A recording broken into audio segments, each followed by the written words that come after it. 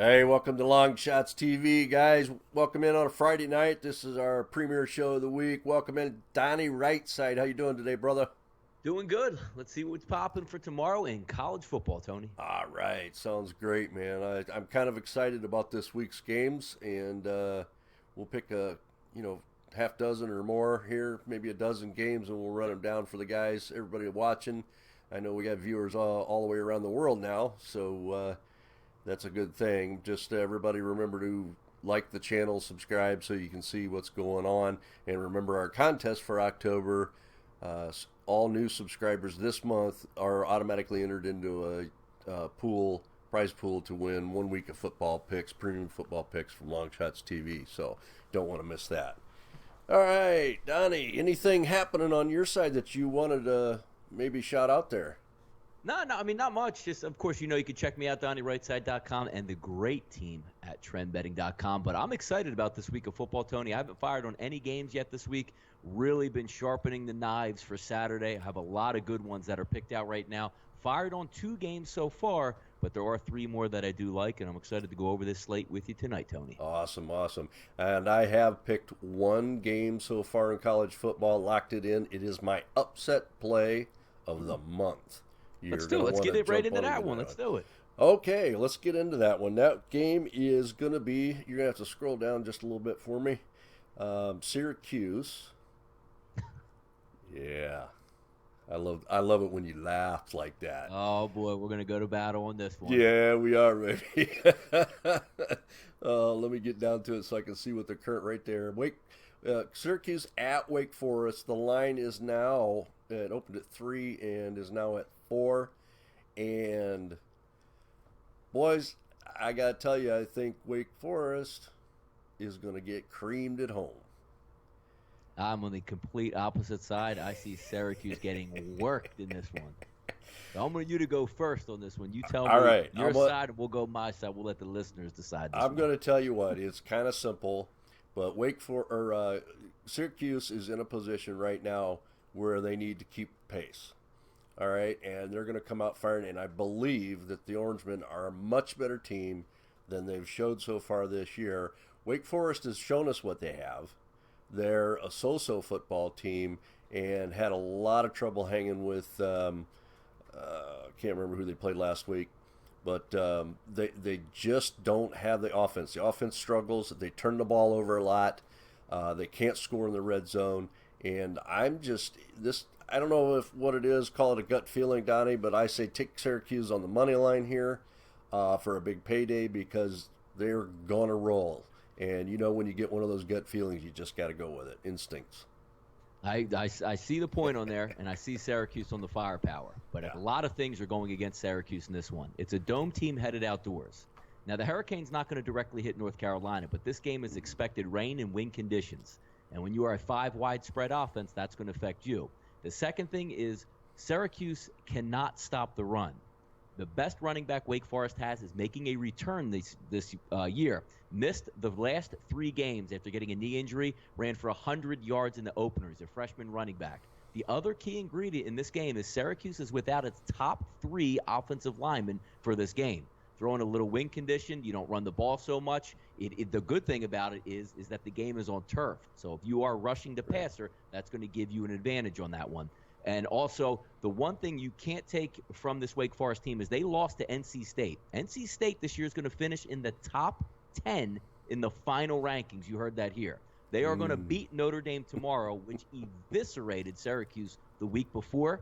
A lot of people are just looking at this game as the name of Syracuse, and yes, they have a high-powered offense, but if you bring no defense to the table and no offensive line, I'm taking the home team here. And we talked earlier on it. I'm very disappointed because it started at 2.5 tonight, Right. and I went up to take a little bit of break, and it jumped to 4. So I'm hoping that game comes down to 3, and Wake Forest is going to win that football game, Tony. Yeah, well, it takes a lot. See, here's the thing. I look at the team's scoring. All games, they're averaging 29 points, 20 in the first half, but they're putting up 497 yards a game. They are giving up 504, but against the weaker Wake Forest team, who's only putting up 349 yards per game, I just can't see Wake Forest hanging with them, Donnie. I just can't see it.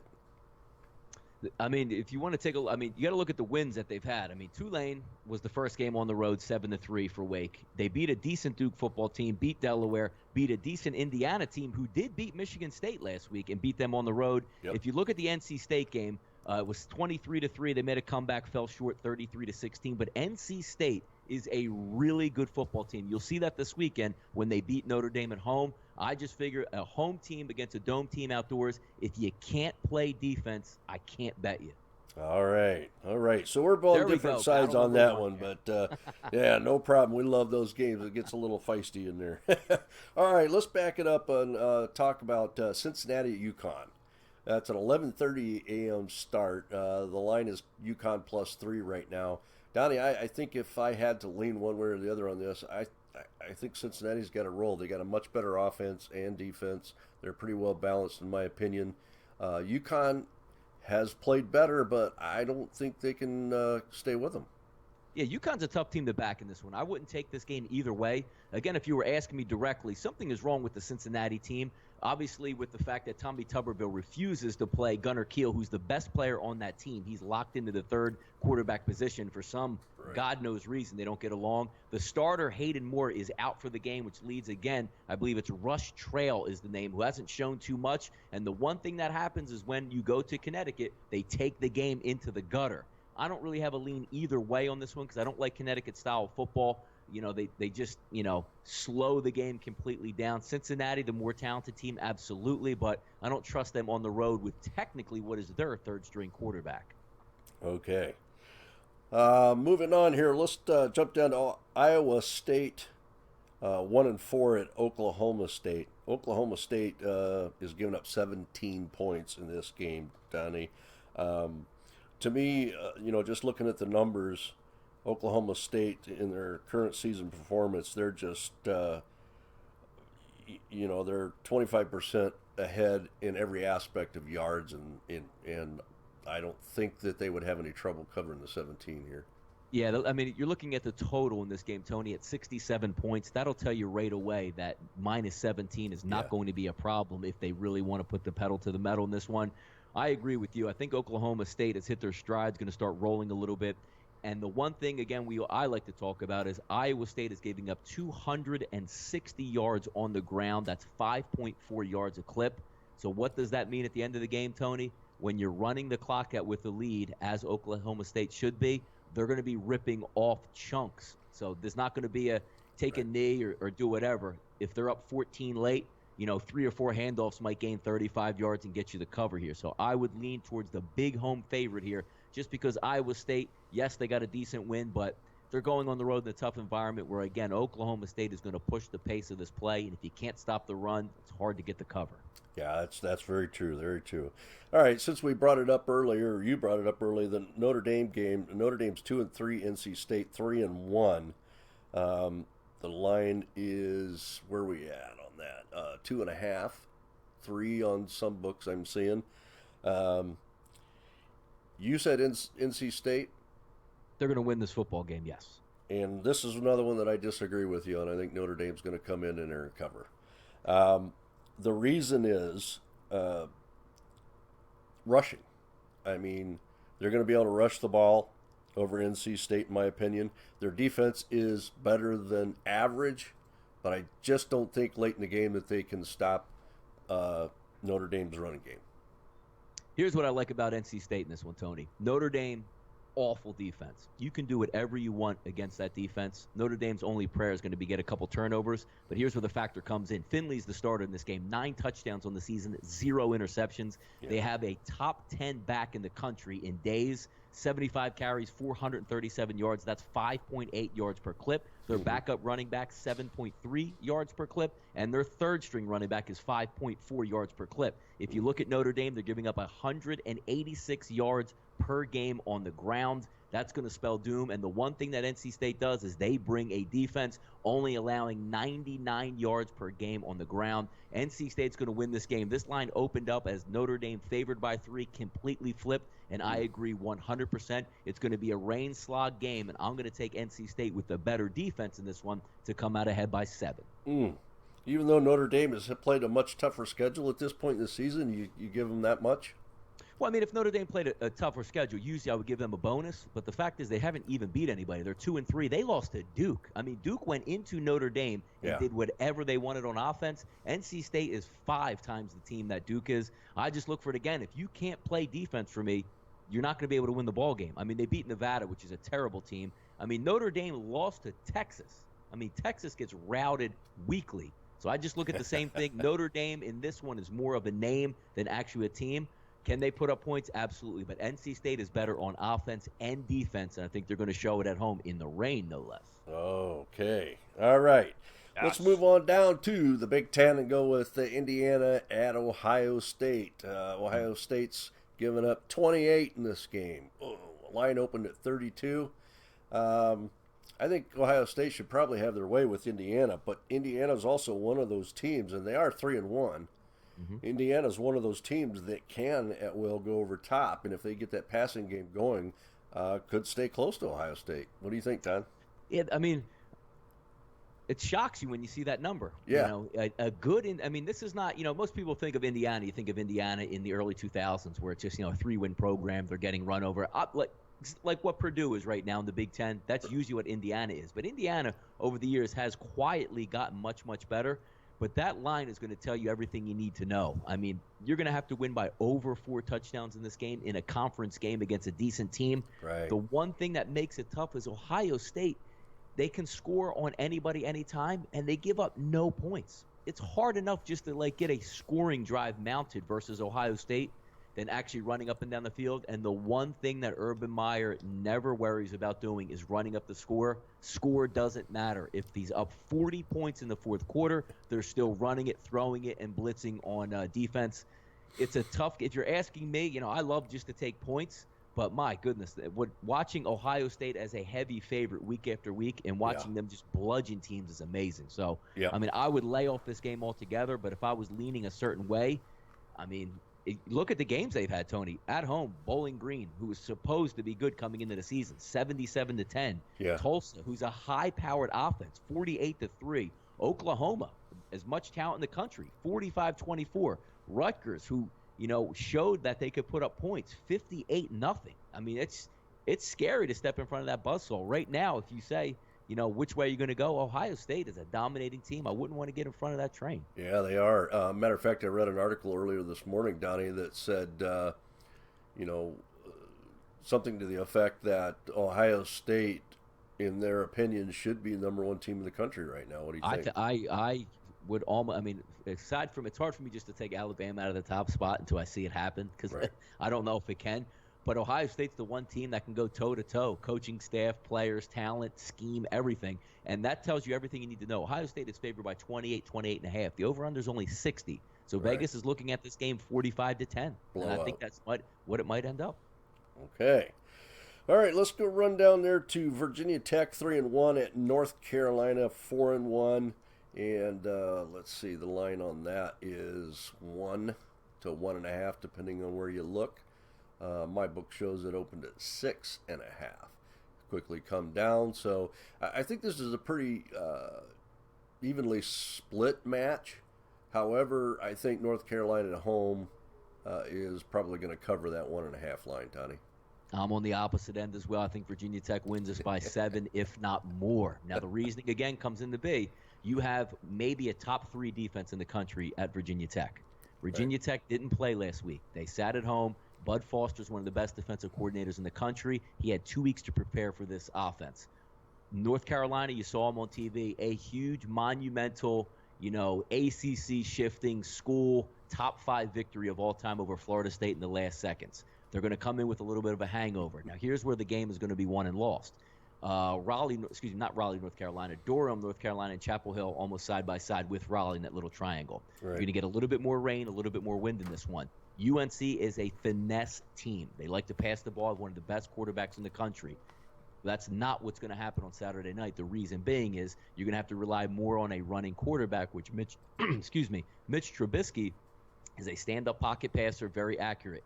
Here's where the edge is going to go. Virginia Tech has a running athletic quarterback like they always do, is having a really good season. A power running game, and the one thing, again, North Carolina cannot stop the run. If there's any elements or conditions in this one, I'm going to lean towards a team that's going to be able to have the quarterback that can drop back and run for 15 yards or have that power running game right up the middle. I'm going to take the points in this one and take Virginia Tech to win this ACC battle.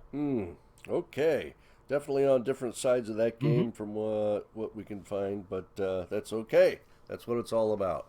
Okay, let's see. What do we got down there? Iowa State at Oklahoma State. Oklahoma State's getting 17. I'm actually surprised, Donnie, that Oklahoma State's been getting some of the lines they have lately. But we just do that one. What's that? We just do the Oklahoma State game. No, we did. There was 17-point line. Oh, I'm sorry. Yes, we did. My bad. There we go. I was like, yes, we've got to get into it again on this one. It's called Sometimers. Anyway, Tennessee at Texas A&M. That's what I was looking for. Yep. Tennessee number 9, Texas A&M number 8. This is probably one of the best matchups on Saturday for college football. It's going to determine a lot, I think, in the order of rank. Let's see, Texas A&M giving up a touchdown at home to Tennessee. Donnie, this is one of those games I look at and go, boy, I just can't lay out. It's a great game to watch, but I can't pick a side here. Yeah, I wouldn't be on any side. The one side I would lead toward would be the home team, Texas A&M. Right. And just for the simple fact in this one that when is that luck going to run out for Tennessee?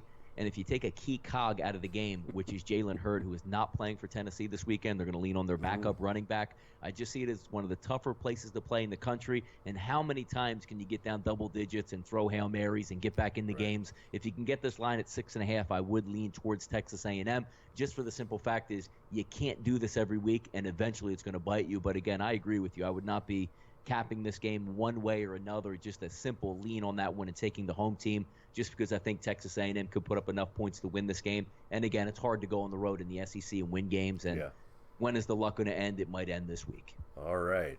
And the other game that is also going to be very similar in fashion is number 1, Alabama at number 16, Arkansas.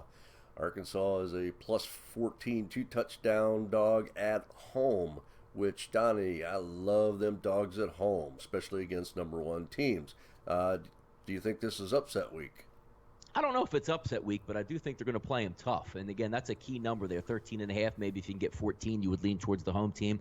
It's one of those things with Alabama, which, they're always off the board for me because they're usually favored by too much for me to wager. But then if I look at the other side, I said, wait, are you crazy? You're going against Alabama? Because they can just shut it down completely. But Arkansas has the type of team that can keep it close. Good running game, good defense, veteran-style quarterback with Allen. I don't know if they're going to be able to win this game, but keeping it close. I mean, Louisiana Tech, the first game they played, that's a very good football team, as you saw last night with Western Kentucky. TCU is a very good football team. Texas State, they did what they did with them, 42-3. They lost to A&M and bounced back with an Alcorn State victory. What you want to look at in this game is maybe what's coming up for Alabama as opposed to if they're playing Arkansas or not. Yeah, are they looking ahead? Exactly. I mean, they're going to step into the period where they're going to go Arkansas, Tennessee, A&M, LSU, all coming up. Is it one of those games where Nick Saban says, you know what? We're up about 20 or so in the fourth quarter. Let me pull out my subs here. Maybe you can sneak in that back door with Arkansas. And anytime you're laying double digits on the road, it's typically a recipe for disaster. Even though it is Alabama, it's hard to lay that many points on the road, Tony. Yeah, absolutely. Another game here, number 4 Michigan goes into Rutgers, and wow, this is a line that I just can't believe. 30 points, Donnie. It's amazing, and it's shot up. I know it started in the week around like 26.5, 26 in that range. Excuse me, and keeps on driving up. And the simple fact is, again, it's one of those games, Tony. The over/under is 52.5, and the line is 30. How's that possible? I mean, that just says Rutgers can't score. And if you watch last week against Ohio State, you're going to figure more of the same is coming in. Janarian Grant's the best player Rutgers have. He injured himself in the Iowa game, which was 14-7, which tells you on the level what Iowa's playing. They get crushed last week. Michigan's not going to let up. I mean, they're going to continue to pound, run the football, bring the blitzes. The key number in this game, can Rutgers get to 20? I don't think they can get to 20. So therefore, I don't think they can cover this football game. And again, double digits on the road, it's a little bit different when you're talking about a team that struggles against elevated competition. Rutgers can mess around with the New Mexicos, Iowas, but if you put a superior product against them, they're hard enough to even get first downs. Yeah, this sets up as like a 48-0 game. It really does. I mean, it honestly does. You took away the one weapon that Rutgers had, and now he's not there. Good luck. Yep. All right, let's talk about Washington, number 5 at Oregon. Oregon's +9 at home, so 9.5 on some lines. What do you see there, Donnie? I mean, Oregon definitely disappointed me last week. Yeah, Oregon's running into some problems. This game is an interesting headbutting here. You probably have the best team Washington's had, honestly, since their glory days of winning the title, national title in the early 90s, and maybe your worst Oregon team that you've seen since, pre-Mike Bellotti, which is really interesting because, as you know from the history, Oregon owns Washington, but it's two colliding comets, at this point, one going in one direction, one heading swiftly down that are about to butt heads here. The one thing is Oregon brings no defense to the table whatsoever. I mean, if you're going to let Colorado come into your building and blast and put up, 41 points. If you're going to go on the road and let Washington State put up 51, they haven't even been competitive. The one game that you want to look at to say, you know what, I think Oregon can rise up and play well is the game at Nebraska, which they basically blew by going for 2-point conversions after every touchdown and getting like 1 out of 5 of those. So if that's the one game you want to hang your hat on to say Oregon can rally and circle the wagons here, I just don't see it. Royce Freeman's going to have to put on the game of his life in order to keep Oregon positive here, because the one thing that's going to take place is Washington is going to move that ball up and down the field, and the only thing you need to worry about is can Oregon chase them. I have Washington getting in the high 40s or low 50s. Can Oregon get into the 40s? I mean, possibly. They do it quite often, but I just think it's a step up in competition here. But again, I'm not laying 10 points with Washington on the road, even though I had them last week against Stanford, and they eviscerated Stanford. I would be on the sidelines watching this one, interested to see how it comes out without a real feel for a 10-point road team in this one. Yeah, absolutely. All right, let's see. We've got Florida State, number 23, at number 10, Miami. Florida at Miami. Miami is -2.5, -3 on that line. Florida State had a little bit of a letdown, but climbed back into it, and Miami as well. At Tennessee, I believe it was. And, boy, they're at home. You got maybe some leftover weather issues down there, Donnie, and maybe that affects it, and it's just going to be a running game? No, it's going to clear up. It's supposed to be actually nice conditions there.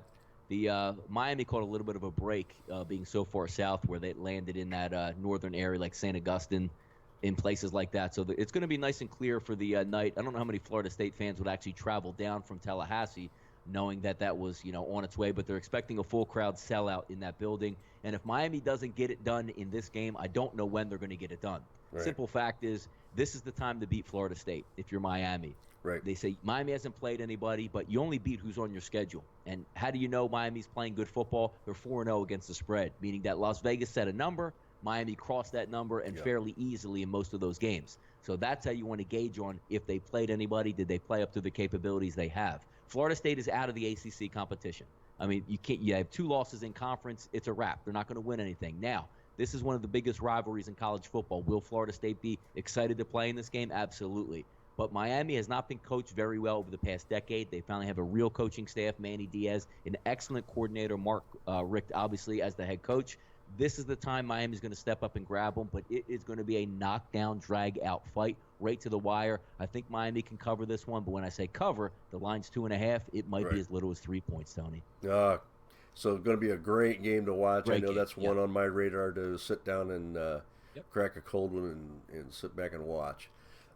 Cal and Oregon State, Donnie. I know this is a couple of teams, that, especially Cal, that you've been watching very closely since the beginning of the season. What do you see here? Cal, you're getting a little bit of a tax on Cal because everybody knows. What's the one thing Cal can do? Light up the scoreboard. Right. Up and down the field, fast offense, great quarterback, great wide receivers, getting a running back this week. But, again, I can't lay 13.5 points on the road because Cal doesn't play any defense. Right. And if Oregon State wants any chance to win this football game, they're going to rewind the tape to Utah. Now, it's hard to play. You don't have the same players. But that whole theory of shotgun, read option, 4 yards of carry, 15 play drives, 9 minutes, that's how you beat Cal. That's the strategy Utah took, and it almost was successful last week as after a goal line stand, which took the game and gave it to Cal. Mm-hmm. But I can't lay the 13.5 because I haven't seen enough of Cal's defense stepping up. I know Oregon State's a bad football team, but you haven't seen defense until you've seen Cal. I mean, they're literally not stopping anybody unless you go for it on 4th down and they blitz everybody and somehow get lucky and stop you. It's a bad defense. They're going on the road. If this game was at home, Cal 13.5 would be doable. I can't take them at 13.5 on the road, and I also don't want to take the 71.5, even though I do think Cal can put up astronomical numbers just like they typically do. But the fact is, I think Oregon's game plan is going to be to slow the game down, so I wouldn't be able to trust that over-under either. Right. I tend to agree with you there. One likes my cup, representing the Cleveland Browns. That's my team, live or die. And I noticed somebody jumped on Facebook there and shouted Syracuse. So I got one on my side there, Donnie. There you go. Hey, I got a lot of money. We can bail them out. Don't worry about it. All right. Just go see Donnie over Donnie right side, okay?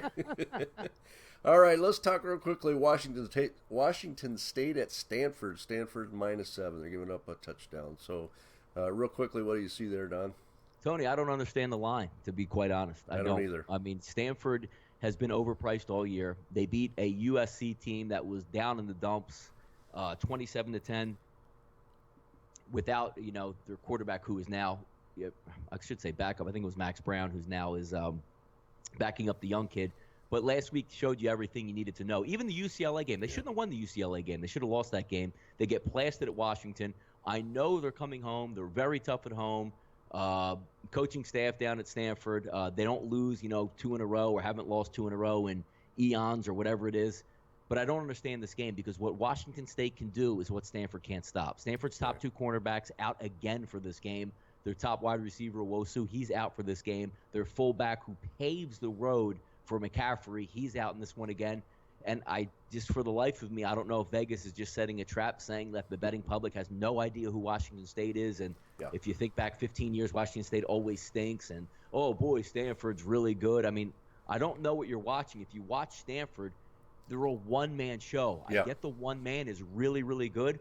But if you just focus on him, you saw it last week. I mean, how many times is a handoff in a cloud of dust going to do anything when the other team can score? This isn't a team Washington State saying, let's slow the ball game down. They have an All-American quarterback, 2 All-American wideouts, and a running game and a swashbuckler as a play caller. Right. They're going to get after it in this game. If you can get 7.5, I really like the wager. But 7, I mean, they can go in and win outright, Tony. Yeah. That's one of the games that I'm going to be delving into. It's a late game, but I'm going to be looking at a lot closer tomorrow as the day progresses, just to see what we can find. Yeah, another quick point on that one. Washington State, you can throw all over them, but Stanford isn't a team that throws on anybody. So, I mean, it's, if you can't, abuse what the other team can't stop, then what are we doing? You know what I mean? It just doesn't make any sense. Completely one-dimensional. Yeah. Yep. Okay, and one last game I think we overlooked was LSU at Florida, number 18 Florida, at home, plus 2.5, plus 3. Donnie, do you see LSU rolling over to Florida? The one guarantee I have in this game is going to end 0-0 because it has been postponed. Oh, it has. Oh, my bad. Go to Vegas, put it down a 0-0 tie. Yeah, there you go. My bad. I thought that they had actually had that game on the board since some of the other ones were playing. And yeah, there are too many power brokers in the SEC with this one. Most of them postponed the game, put it to Sunday or Monday, or moved it out to a later date. They haven't even made up a later date yet for that one. Okay, so we'll touch on those when those come up. Yes. But okay, it's time for LongShots TV's college football play of the week. And once again, we are currently 2-1 on college football, and we are going with Ohio Bobcats again.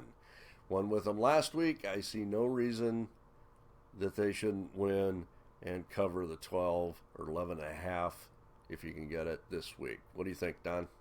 Yeah, I mean, You can't go wrong. I mean, they're just a bad football team at home. They're a bad football team on the road. Ohio is going to bring their defense. If we can get a little bit more offense out of Ohio this week, which you're going against paper mache on defense, we should get. So if you just break it down to its smallest terms, you got to win by 7 in the first half and win by 7 in the second half. I think they can do it. Yeah. All right. Yeah, they got a little incentive because it is homecoming week. And, Yeah, hey, Frank Solich, get them ready. Yeah. So there you go. All right, Donnie. Nice talking to you and going over the games. It's always a pleasure, even though I like it, like the show a little better when we do disagree on some of the things. Yeah, hey, that's what it's like first take right over here, right? Yeah, absolutely. Okay, guys. Well, don't forget to jump over to DonnieRightSide.com. You can check out his picks there and TrendBetting.com. And you can also get my premium picks at TrendBetting.com. Just check it out or send me a message. I've got some specials going on right now. I believe Donnie as well. Guys, you want to make sure and listen Monday night, 8 p.m. We've got CJ Razor coming on. We're going to do postseason baseball, run it down to the World Series, and he will be with us for that and the World Series, and also preseason NHL. So have a good one, Donnie, and we'll talk to you tomorrow morning at 9 a.m. for the additional college football rundown. No rest for the weary, right, Tony? No rest for the weary. All right, buddy. We'll see you tomorrow morning. Thanks for having me on. All right. This is Tony the Rhino.